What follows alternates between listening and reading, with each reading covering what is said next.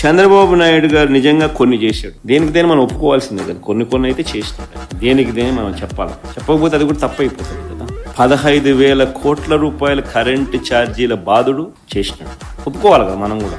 బాధుడే బాధుడు. గవర్నమెంట్ స్కూళ్లను కాలేజీలను చంపేసి తద్వారా ప్రైవేట్ స్కూళ్ళు ప్రైవేట్ కాలేజీల్లో ఫీజులు పెంచి ఆ బాధుడే బాధుడు అది కూడా చేసినాడు, ఒప్పుకోవాలి మనం. దానికి చేసినట్టు ఒప్పుకోవాలి కదా. అన్ని పన్నులు పెంచడం వల్ల ఇంటి అద్దెల బాధుడే బాధుడు ఇది కూడా ఒప్పుకోవాలి, చేసినాడు కదా. హెరిటేజ్ కోసం అమలును చంపేసి పాల రేట్ల బాధుడే బాధుడు ఇది కూడా ఒప్పుకోవాలి, చేసినాడు కదా. ఇది కూడా ఇంటింటికి రేషన్ అందించే వాహనాలు తీసేశాడు. ఆ రేషన్ ద్వారా అందించే పప్పులు లాంటివి ఆపేయడం వల్ల పప్పుల ధరలు బాధుడే బాధుడు అది కూడా ఒప్పుకోవాలి. ఈ సంవత్సర కాలంలో ఏకంగా ఈయన తీసేసిన ఉద్యోగాలు ఎన్నో తెలుసా?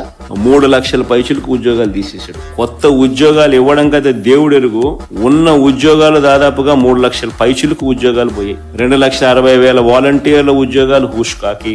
ఈ రేషన్ బండ్లు నడిపే వాళ్ళకు ఒక హెల్పరు, బండి డ్రైవరు, 9,200 బండ్లు, ఓ డ్రైవరు, ఒక హెల్పరు, ఒక 20,000 ఉద్యోగాలు హుష్కాకి. బ్రేవరేజెస్ కార్పొరేషన్ లో పనిచేస్తా ఉన్న మరో 15,000 మంది అవుట్ సోర్సింగ్ ఎంప్లాయీస్ వాళ్ళు హుష్కాకి.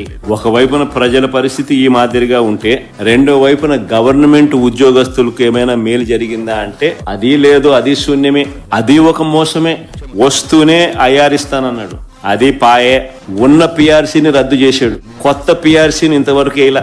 కొత్తది త్వరగా వేస్తే త్వరగా ఉద్యోగస్తుల జీతాలు పెంచాల్సి వస్తుంది అని చెప్పి వాళ్ళని అట్టా పొడిచా.